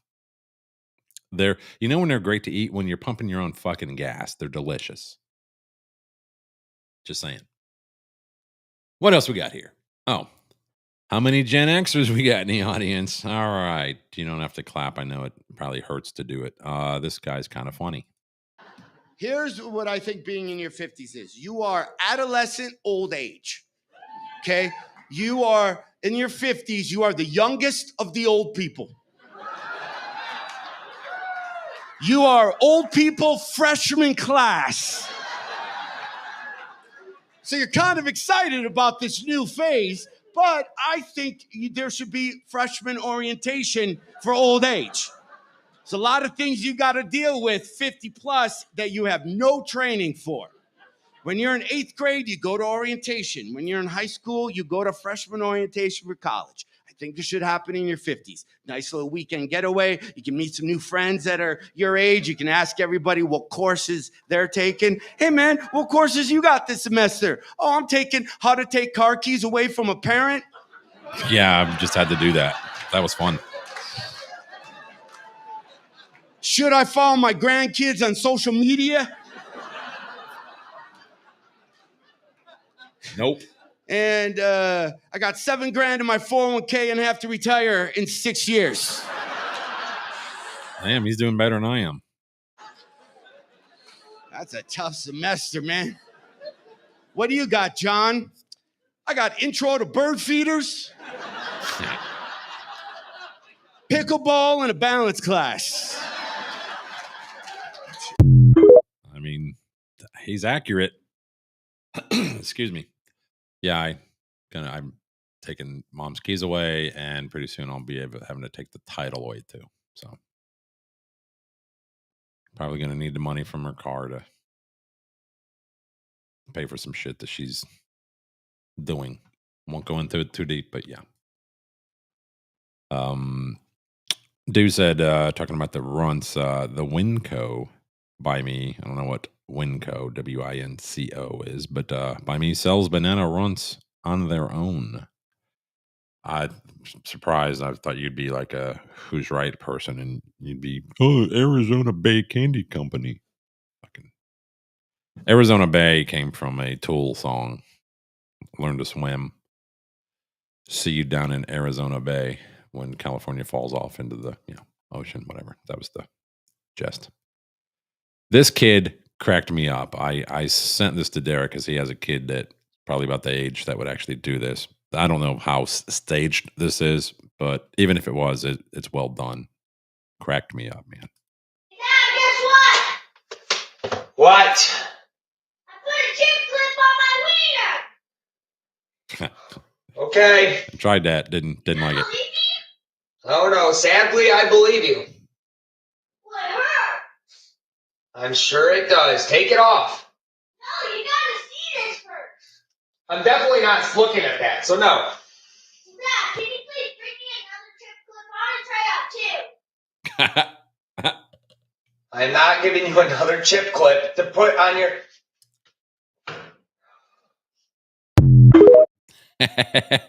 Dad, bring me another chip clip. I want to try out too. You should be glad that your son can fit 2 of them on there. I mean, I don't know, bragging rights. So, all right. Well, I'm not totally out of like videos. If you guys are still here, I got some more crap I can play, but maybe not as interesting. Let's see. I'll drag one up. I haven't watched these. These are ones that I began watching. They're like 4 minutes long, whatever, 5 minutes. I don't know. And I will watch like the first like half a minute, be like, I'll watch the rest of this later. I'm gonna download it, and then I never download it. This might be loud. Apologize. I'm not able to preview it. I'm dropping it in now. If you tell people that they have to lower their cholesterol, and we have a pill to do it, and it will. All right, so it's way louder in my left ear than it is my right. That is not my audio. Maybe, hopefully, this stream service I'm using can balance that out, and then by the time it gets to you, it's kind of normalized a little bit. Sorry about the audio, but I found this interesting, at least the first half a minute to a minute of it that I actually watched. You from having heart disease, which everyone's being told this is hereditary.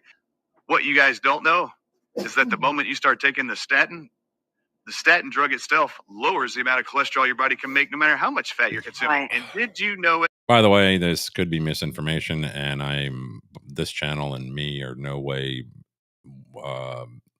any kind of a means to medical advice or information whatsoever. So this is all for entertainment purposes only, and what you do with it is your own fucking business. I'm just saying.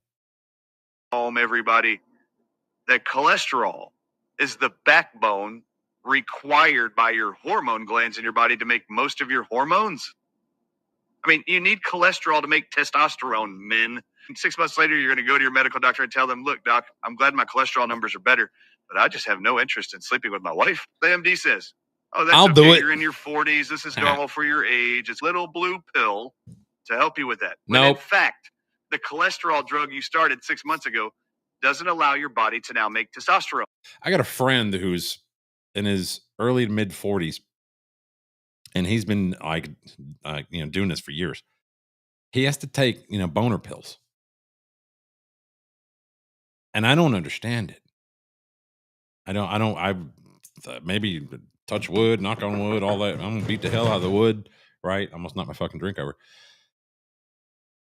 I don't have that problem, and maybe it is a brag at this point, right? I just don't understand what it has to be something that's self-induced, right?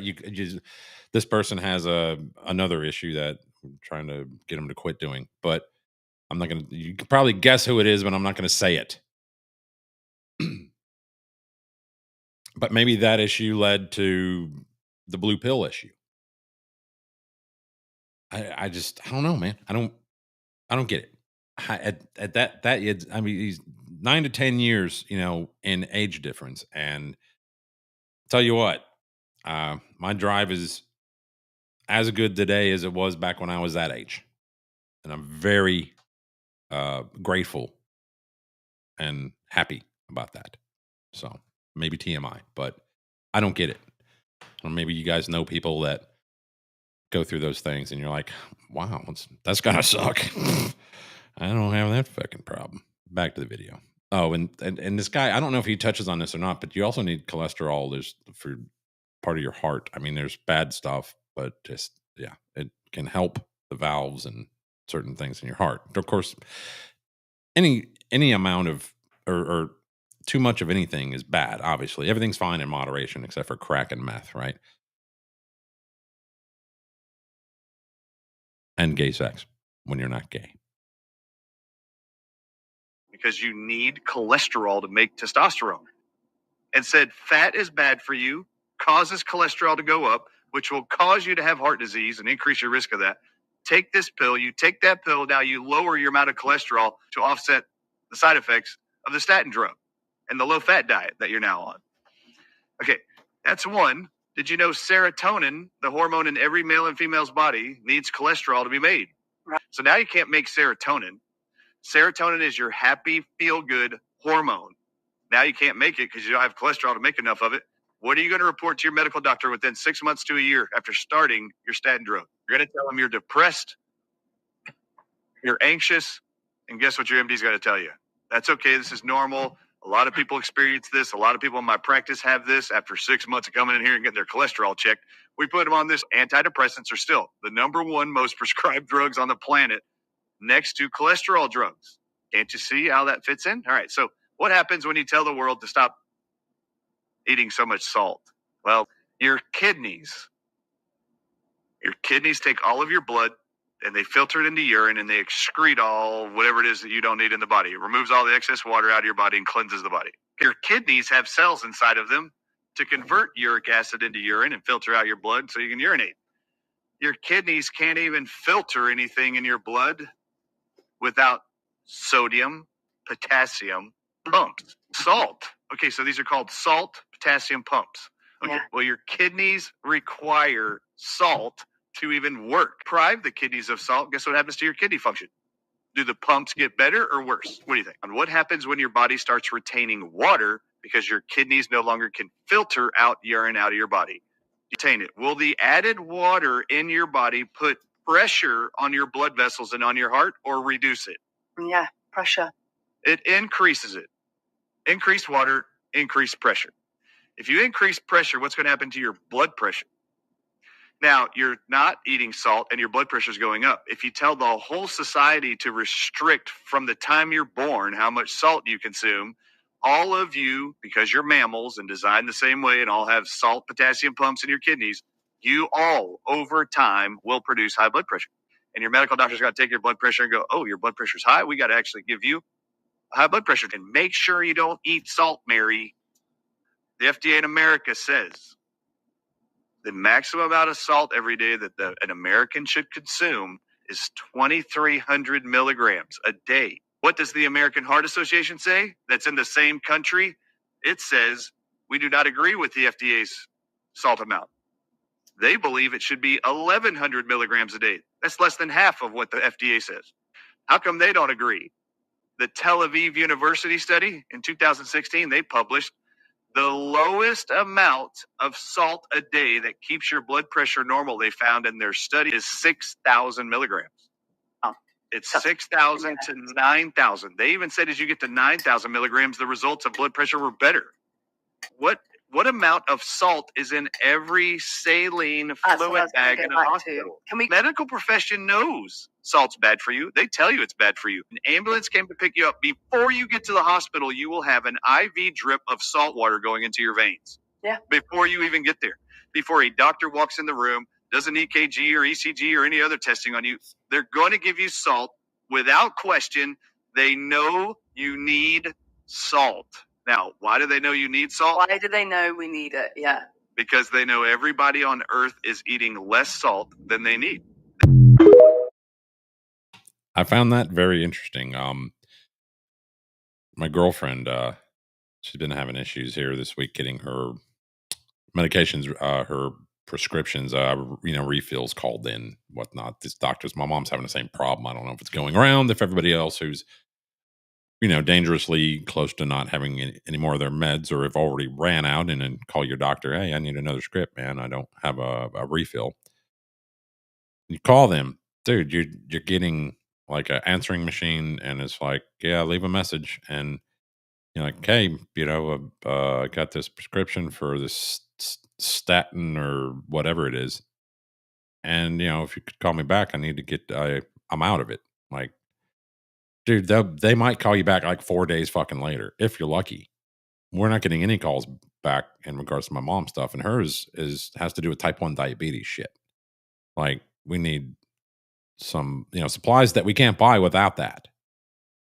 And I don't understand why we can't buy these things. These are glucose monitoring system, like sensors or whatever they call them, that go on the back of your arm, right? Why do I have to have a prescription for that? I get it. If you need insurance to pay for it, then they want it to be prescribed to you. They want a doctor to say, well, yes, you need this, then we'll pay for it.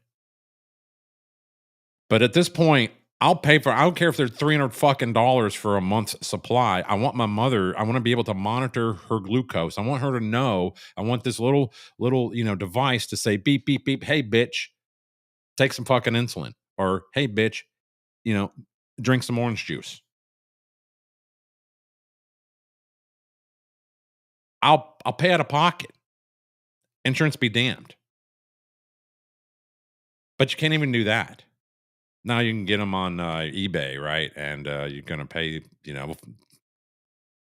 $800 for what you could get for like $40 with the script.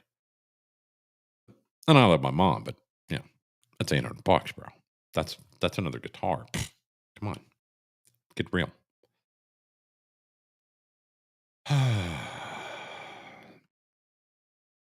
And back to comments. Dew said that kid better put that clip back on the fucking chips.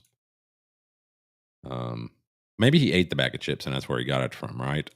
Lisa says there is a shortage on a lot of meds. Yeah, true. But when she hasn't ran out of Ozempic. I think she doesn't need. Now, when she said, well, my blood pressure meds, I'm out of them. And I'm like, how's your blood pressure? She's like, I don't know. I'm like, I got a thing in there, the same thing that they're going to use. It's an Omron. It's $100, cuff deal. Like, it's a nice unit. I don't buy fucking.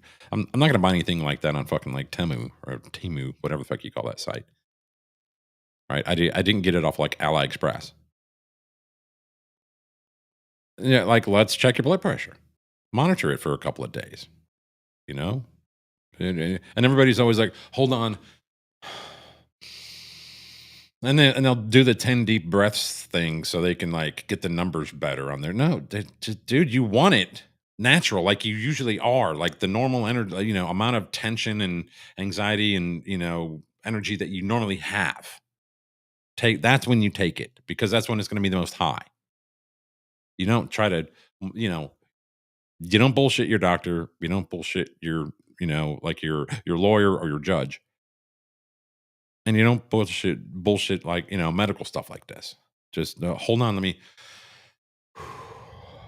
Or, I'm going to take my glucose, later. I'm going to not eat for 2 hours and then take it. Well, no, I guess there's a use for that information.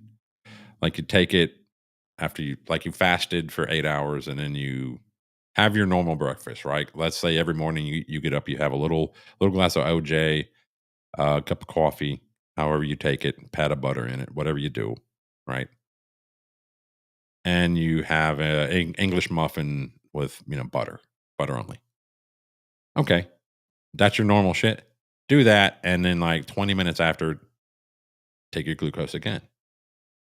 But don't try to do it because you want to cheat. Well, I want my numbers to be right. So, and that's kind of what, I've seen people do that when they were getting their blood pressure done. It's like, no, you want to be normal tension, man. You don't want to cheat it.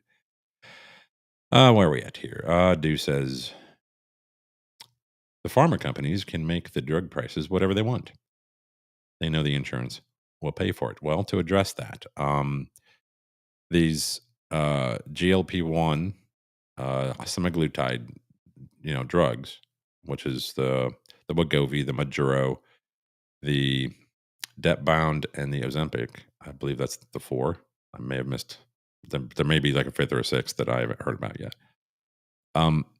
Those cost roughly $5 to produce. Now they do have a lot in R&D. I'm not trying to take away from that. I understand that there's research and development. They have to retool the line in order to make this product once they have a working formula. I understand that. And there are costs involved. So they should not only recover those costs, they should double those costs. But I think it should be a case of we spent, $1.2 billion on research and development. I'm just making up numbers. We spent another $800 million building the line to actually produce this product. It costs us $5 per shot to obtain the ingredients used and the packaging and everything else, right? You should be allowed to charge whatever the fuck you want until you double your money back, right? So they've got $2 billion invested, and it cost them $5 a shot to make it. Then they should be able to double their money. When you've earned $2 billion above the initial investment of $2 billion, the R&D, and then building the line to actually produce this product, you have a license to make $2 billion. After that, if it costs you $5, the maximum you can charge for that shit is $10, because now you're doubling your fucking money. Now I get it. That's more regulation, government regulation. It's regulation, and I don't like that. I don't like them being involved. But fuck this, all this greed. You have to get involved because it costs $5 a shot now to actually produce one. And now I know you get 4 shots out of one of those pens, one of those like those Ozempic pens. So because it's a month's worth, so you get 4 shots once a week. 1 a week times 4. So I don't know if it's $5 for the whole pen or if it's $5 per shot. So that'd be $20 for the pen, right? But I know this. In England, that shit is $93 fucking dollars. Where they have socialized medicine. It's $93. That's what it costs them. And over here, it's almost $1,000 because when my girlfriend didn't have insurance earlier this year, she had just changed jobs voluntarily. It was a time for a change for her. There was a lapse in her insurance.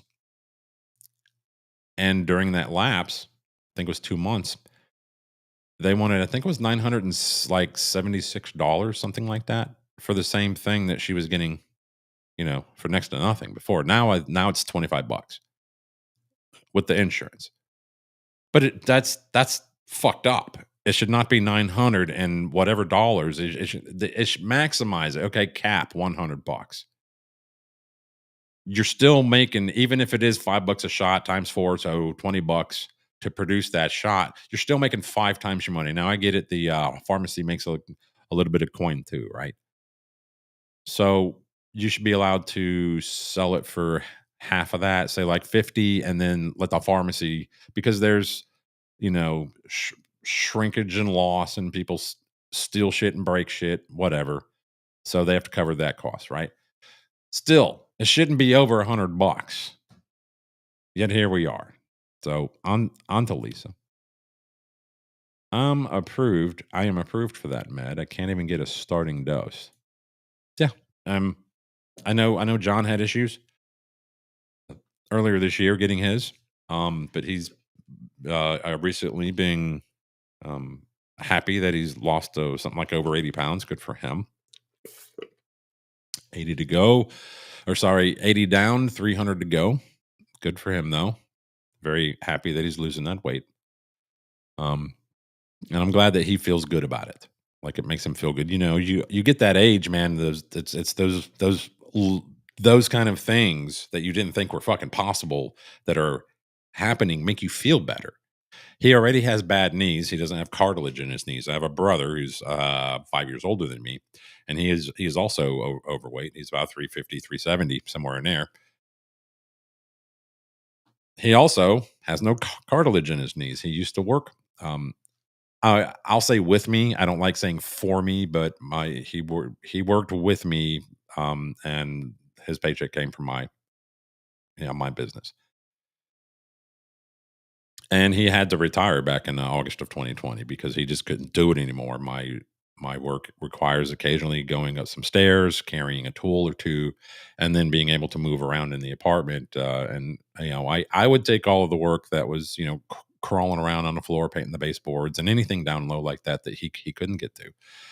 He would handle all of the other stuff. And it worked great for a while, but then he was just done. He just couldn't do it anymore. Too much pain, bone on bone. So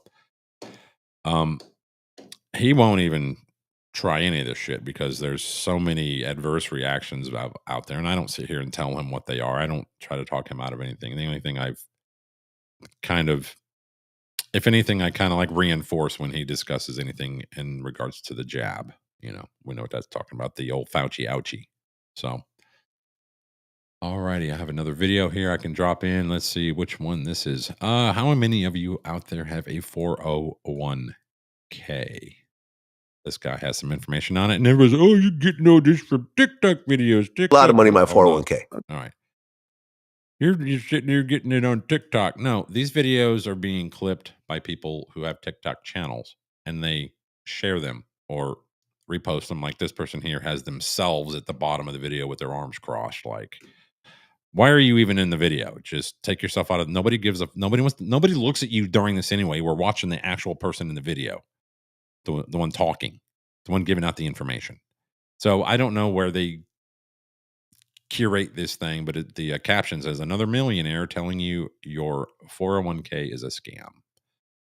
It's just over 3-minute video. Here we go. A lot of money in my 401k. Okay, I'm sorry. I thought sorry that was for you. Why do you feel sorry for me? It's a way to put money in without paying taxes on it. It's a way for you to be trapped for 30 years. Well, you can pull it out when you're what? 63. 63. I thought it was 59 and a half. No, you don't know. Something like 63. that. Yeah. And you by can the pull way, it out whenever you just pay taxes how old on are you it. right now? 50. Yeah, man, I hope I look as good as you when I'm your age. 13 years from now, will taxes be higher or lower? Higher. You will wish you would have sold them when you were 50. Because you'd pay lower taxes, dude. You don't pay any taxes when you sell, when you pull out money out of your 401k if you wait until you're 63. When you start using that money, you're going to pay taxes, bro. When you pull the money out and start using that money, you're going to pay taxes. You're not paying taxes. When you pull money out of your 401k. No, you weren't charged taxes while it sat there. What's wrong with you?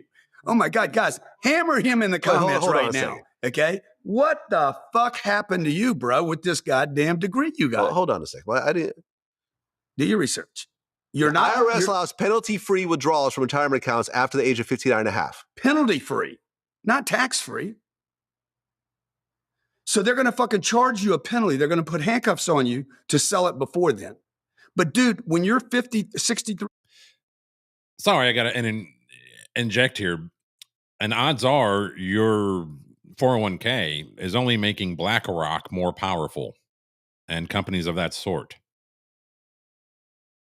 Keep it up. Doing a great job. So when you start withdrawing, you're going to start paying taxes at that point.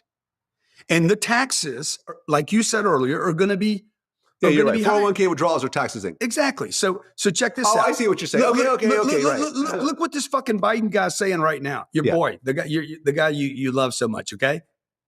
Okay? Look, he's saying let's take capital gains to 44% right now. Which is what, 15% now? Usually? Right now they're 19. 19. He wants to take them to, I think, 44%. Canada just took them to 6. They want to tax unrealized gains. You guys know what that shit is, right? They want to tax shit you haven't even made money yet.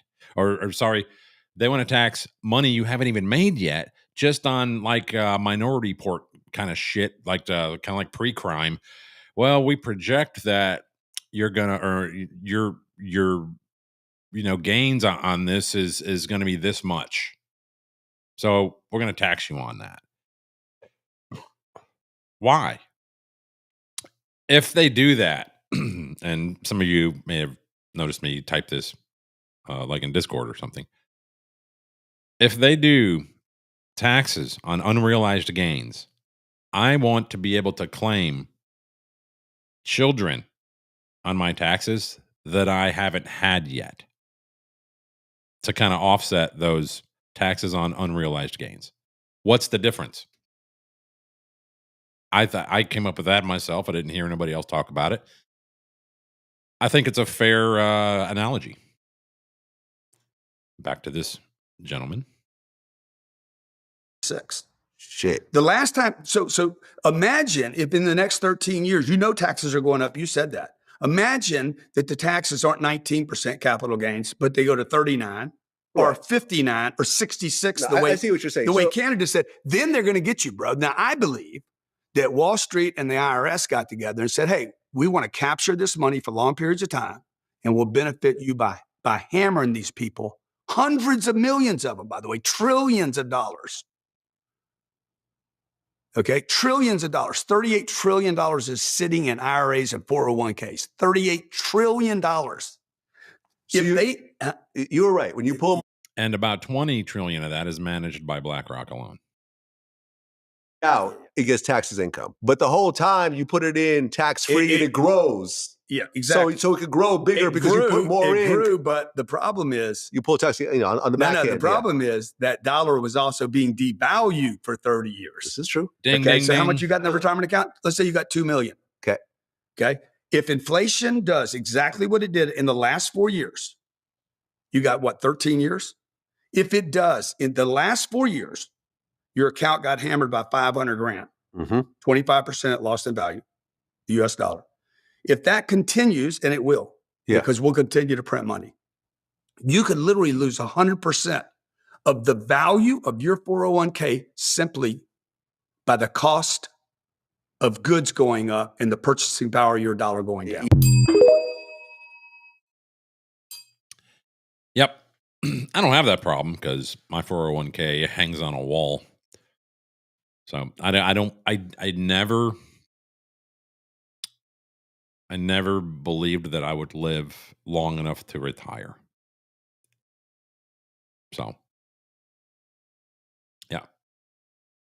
I used to do that thing, just chasing money, trying to get rich, all that crap.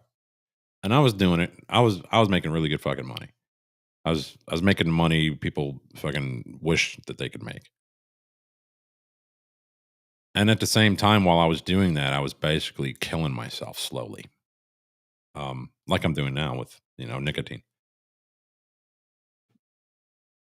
I just was so I would go to sleep at night and try to come up with ways to be more efficient with my business and how to get better workers and get them to, produce better and to show up every day. Of course, everybody does that. Who owns a business? But whenever COVID hit and all my guys, took that free, government money and decided that they no longer need the work, work for me or my company. I had to cut back. I had roughly 13 properties and I cut back to 4 or 5. Ones I could manage. Ones that I loved doing the work. They have elevators. Who doesn't like an elevator? Would you rather put your stuff on a cart that rolls and all your tools and paint and stuff and roll into the building and get on an elevator and go to the whatever floor you're painting, apartment 512, right? So you got to go to the 5th floor, right? Roll on up there off an elevator. Or would you rather park outside the building and go into a breezeway and have to go up to the 3rd floor? Because here, I don't know if it's like this across the country, but anything over 3 floors has to have an elevator. So a lot of your apartment properties with stairs are only 3 floors. And they're all over the place here. So I would rather roll my shit into an elevator because I'm getting old and walk a much further fucking distance because I have to park with those buildings. I have to park in a parking garage, and it is 10 times the distance from my vehicle to the actual apartment that I have to do. But I'm going up an elevator, and walking's good. I'm fine walking. I don't have pain doing that. But carrying 2 buckets of paint, 2 5s, 2 cut-in buckets, and all my tools up there to a 3rd floor unit sucks. I have one property that I have to do that at, and the only reason I do it is because number 1, I'm getting paid very well there. Number 2, I love the management over there. It's well-run property, and they're really cool. They give me a lot of work, and they pay early. So early meaning I'm on a 30-day net. So I give them an invoice today. I'm supposed to have a check for that invoice in my mailbox within 30 days. If I turned in an invoice this week, I'll have a check at the end of next week. And you learn to value companies like that. Because I have a buddy of mine owns a pest control service, and he's like drowning right now because he has a lot of clientele that he's already done the work for. He does turf treatment, so you can get your lawn like fertilized or whatever, pre-emergent. Take care of areas that are not growing right, whatever. And he also does, pest control, termite inspections, termite like the Termidor. We did Termidor on my house back in the day when I had a house, and those kinds of things. And he can't get anybody to pay him. And we're talking everything he does, county buildings. He does a building for a large defense contractor. He does a lot of those kinds of things, and nobody's paying him.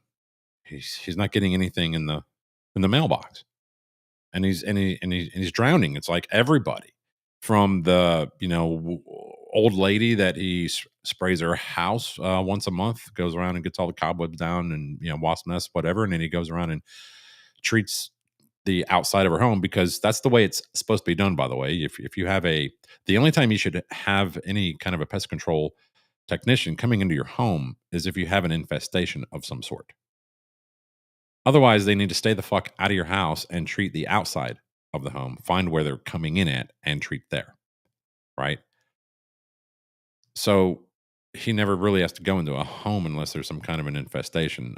He does. I got him into apartments for a bit. He was doing like bed bug jobs and stuff, and that's you got to drill like holes in a wall above the baseboard and pump in powder. If you're treating for brown recluses, you got to take off all the wall plates off of the outlets and squirt in. There's like a spray for that. It's like a powdery spray, and just a lot of crazy shit. But he does all this work and he's not getting paid. Nobody's paying him. So he, like I said, everybody from the grandma who he just does her house, and all the way up to the big defense contractor and the county, they're not paying him. So when I get a client that pays me not only on time, but they pay me early, yeah, I'm gonna climb some stairs for them. I'm all good with that.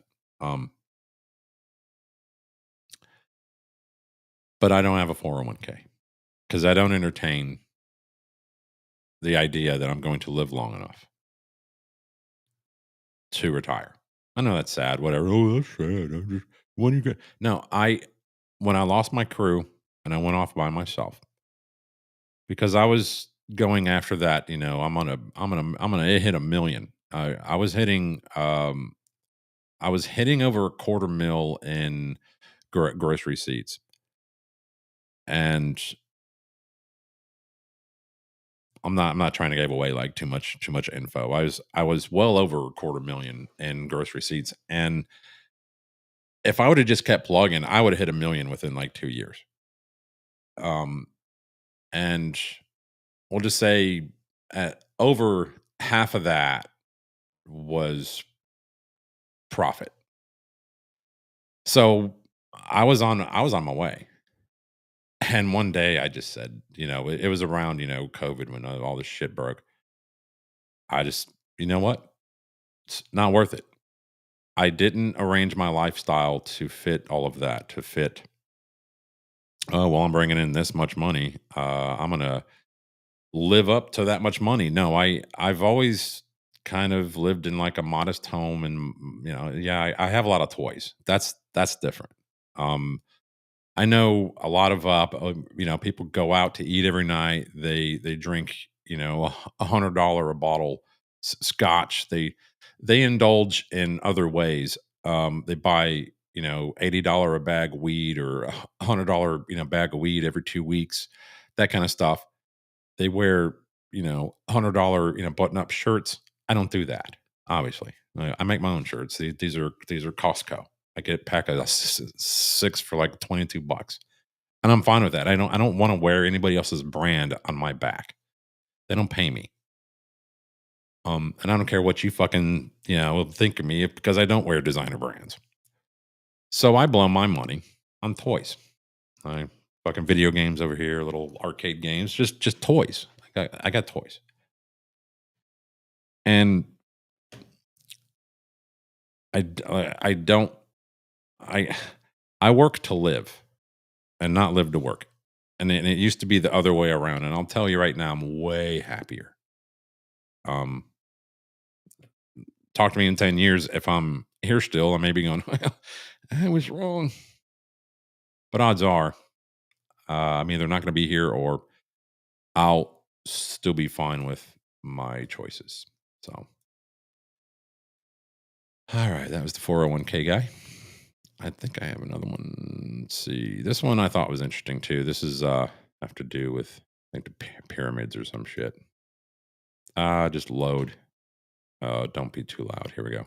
I dare you to try to explain the 100-ton granite boxes at the Serapeum of Saqqara in Egypt. There's 24 of these massive granite enclosures, and you won't believe the official explanation for them. All 24 of them were moved into this underground complex dating to about 1400 BC, where they now sit. And the craftsmanship of these boxes is once again insane. Perfect right angles and parallel sides leveled with machine-like precision, you know the drill. Made of granite, which reminder is harder than steel, using bronze and stone tools that are softer than granite. Like, you know, using a plastic knife to cut through a car door. Try that out and let me know how it goes. But never mind that. I've already said it 100 times about all these other artifacts and ancient architecture throughout ancient Egypt, because these boxes, they're different. Let's start with the sheer size, about 100 tons each, and barely even fit through the hallways they would need to pass through to be placed in the pits that they currently sit in. As we can see from this unfinished box here that was abandoned in one of the passageways at the Serapeum. If you couldn't tell, they're also made from a single piece of granite each, so it's not like they took smaller pieces and just glued them together. One big ass brick of granite, hollowed out from the inside into a perfect box, absolutely zero room for any mistakes. And I find it extremely difficult to imagine how, once again, this sawing method could hollow out a granite box like this with flawless accuracy. Because 100 tons is a lot. The experts claim that we might be able to move 100-ton objects using primitive methods as long as we had enough people, which according to them is about 400. Tell me, how on earth would 400 people be able to coordinate moving 100-ton blocks in cramped hallways like these and around these super tight corners? For reference, this is what 400 people looks like. All stuffed in there. Not to mention, the boxes were perfectly placed in the center of rooms even smaller than the hallways. Where do we have room for 400 people there? And I don't know if you noticed, but these hallways and pits are currently lit up with modern lighting, which the ancient Egyptians obviously didn't have. This Serapeum would have been pitch black day and night 3,400 years ago, but of course they still had fire and torches that served this exact purpose, right? Except they found no evidence of soot, the leftover scorches from torch fire, anywhere on the walls or ceilings in this complex, as they would normally find in dark underground passageways. Any commonsensical person would imagine that a project like this would have taken thousands of hours of work in torch-lit chambers, yet not a shred of proof of that anywhere. So what did they use to see in the dark back then? And the entire Saqqara necropolis itself is dug into limestone bedrock. There's no granite found here, so they couldn't have chiseled these in place either, as some may suggest. What we do know is that these boxes were important, like super duper important. But for what? Clearly an undertaking of this scale would have surely held a higher purpose for their civilization. I mean, they definitely weren't tombs. They're obviously way too big, right? Nope, they still call them tombs. Made for, get this, the pharaoh's prized bulls. Yes, bull tombs. They said it, so it must be real. Now, upon discovery in 1850, most of these boxes were already open, their lids either gone or moved over, so whatever was inside had likely already been stolen. You know, by those pesky thieves that conveniently steal everything that historians have no evidence of. But they found one box that was completely sealed, lid fully intact, so the bull skeleton must still be inside. A perfect opportunity to prove this theory. Well, firstly, they couldn't lift the lid, which is only about 30 tons, as they weren't able to get enough manpower in the room to even budget. Yet the Egyptians somehow moved the entire 100-ton blocks themselves into those rooms thousands of years earlier. Makes sense. So they did the only logical thing that anyone from the 1800s would do in such a scenario. Blow it the f up with TNT. Yeah, for real. Archaeology was pretty savage back then, which finally revealed the truth that the boxes at the Serapeum of Saqqara were filled with nothing.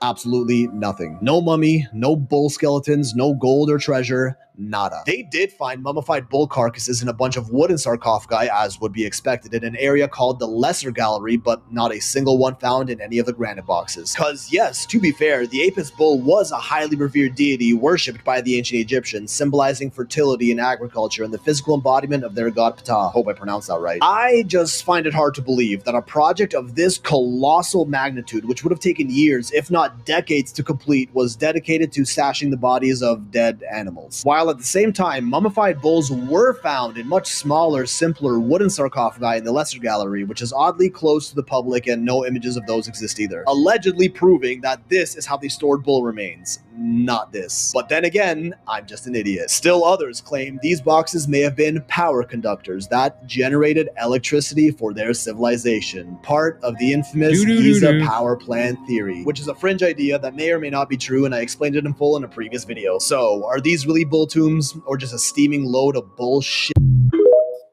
And don't forget that WTC7 won't go away. Mm-hmm. Why it's getting quiet out there. I never ate lunch. Today, the girlfriend, she manages an apartment property, so she had to do they make her do this thing every month, which is nice. I mean, I don't want to say that they make her do it. She thinks she wanted to do it, but where you have to kind of engage with your, with your residents and whatnot. So today she did like a breakfast thing where you can come in and grab a Chick-fil-A mini, and had Otis spunk in your face muffins. And we ran up the Krispy Kreme and got hot and ready's. So, and of course there was OJ and some fruit crap. I went over and grabbed some Diet Colas, some Cokes, and some Sprites for the normal people who don't drink coffee but like to drink something like that. So, anyway, it was nice. That was cool. But so I did eat there. I ate. I'd never had the minis before. The Chick-fil-A minis. They're for those of you who haven't. It's basically they're one of their like nuggets, kind of wedged into a really small bite-sized version of a King's Hawaiian or whatever they call those rolls. So not really breakfasty. I mean, you can tell me what you think, but I think when I think breakfast, I think pancake, of course, biscuit, good old butter biscuit.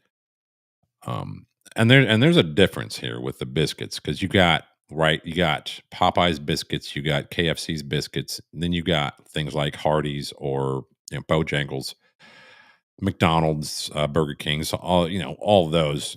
I haven't had a Wendy's yet. I don't know if they're any good. Whataburger, I forget if they do one or not. But there's a breakfast biscuit and there's a dinner biscuit. And to me, like KFC and Popeye's biscuits are dinner biscuits. Whereas the Bojangles and the Hardee's biscuits are, excellent for breakfast. I mean, they're good any time of day, but breakfast biscuit is good any time of day. But a dinner biscuit's good with a piece of chicken. So I don't think that those King Hawaiian roll things that they use for the Chick-fil-A minis really qualifies as a breakfast food. But that's just me. They were good still. But I'd rather had a biscuit type of a biscuit product. I don't know how you make that mini, but because they're awfully crumbly, so that's probably why they use the King's Hawaiian style roll. But anyway, I'm going to hop off of here, and now that I've talked myself into food, I haven't eaten since I had a couple of those earlier this morning, about 8:30. I'm gonna go do that. Appreciate you guys hanging out. I just really bored today. Had a day off. Like I said, did some adulting, and that got old really quick. So wanted to burn some time. Otherwise, my brain will just sit here and just hyper focus on shit I shouldn't even be contemplating right now because I can't do anything about this or that or whatever. We got nasty weather. I wanted to take the girlfriend's truck. She has a Titan as like a backup vehicle.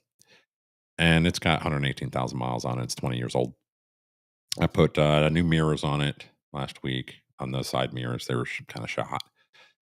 I changed out she'd loaned it out to like a family for 4 or 5 months. And I was like, get that thing back. That's a liability. What are you doing? They don't have insurance. They don't have anything. Like, dude, get that car back.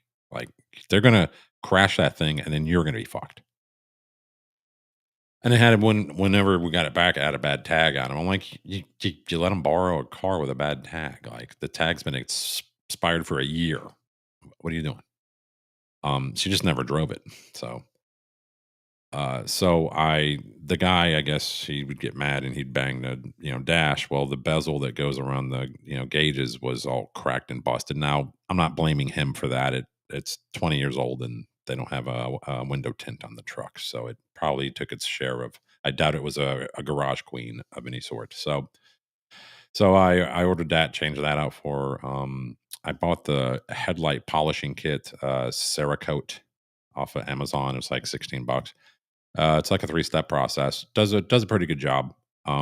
These had a little too much of the clear coat that is, naturally on the headlight. Plastic was kind of beginning to come off on its own, so it's blotchy. But overall, I think it bought us a little more time, because what that does when your lights get, hazy as fuck, from age at nighttime, your headlights are even less effective. Like, so if you Gen Xers know what I'm talking about when I'm like, I don't drive well at night anymore.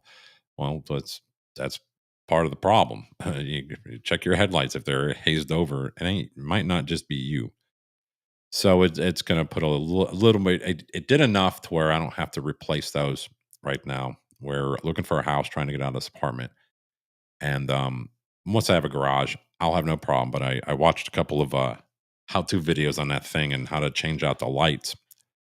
And you got to take like half of the front, clip off basically. So which I can do, but I'd rather do it with my huge toolbox of shit and all my tools, do it in a garage where I can lay out everything where I want to. I'm not going to do it out here in the parking lot. I think they have a no working on your car policy anyway.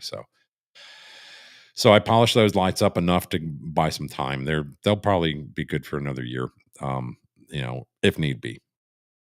And then did some other things. The retainer clips on the back of the door panels were kind of shot and busted. So took care of that shit. Got the truck, trying to give it fires right up, man. So it's a great truck, but it just needs a little bit of love. So I got the oil change crap, but the weather here's not great for that. So otherwise, I'd have been out there today doing it.